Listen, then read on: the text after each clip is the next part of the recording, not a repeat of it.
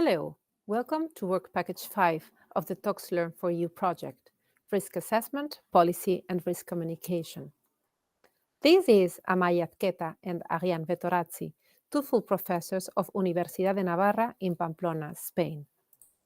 In Work Package 5, we have created together our colleagues in Universitat San Raffaele, UNED, Maastricht University, and Toulouse INP, a web-based educational course about risk assessment with text and figures, as well as links to international organisms and official documents, together with self-created lectures and problem-based learning cases.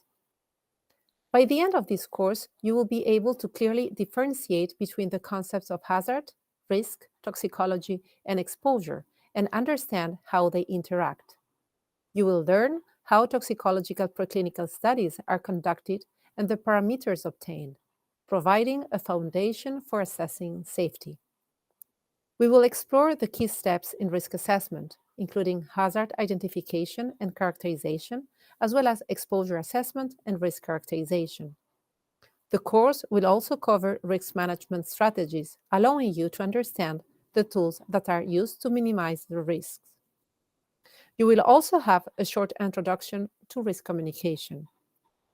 Finally, we will compare human health risk assessment with ecological risk assessment, helping you to understand the similarities and differences in their approaches and applications.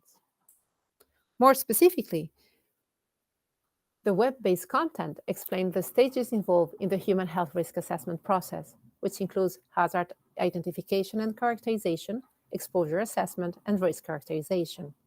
It distinguishes this process from the risk management and risk communication steps.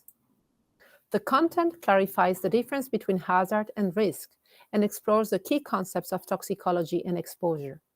It details how health-based guidance values, like acceptable daily intakes, are derived from point of departures, including the NOEL and the benchmark dose from preclinical studies.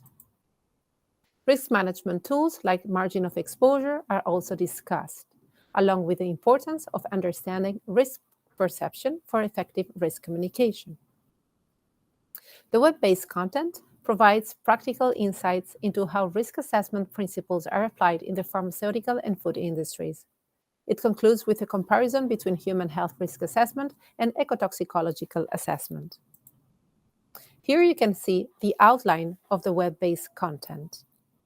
We hope this content will be useful for both teachers and students who wish to delve deeper into how toxicology integrates in the process of human health risk assessment.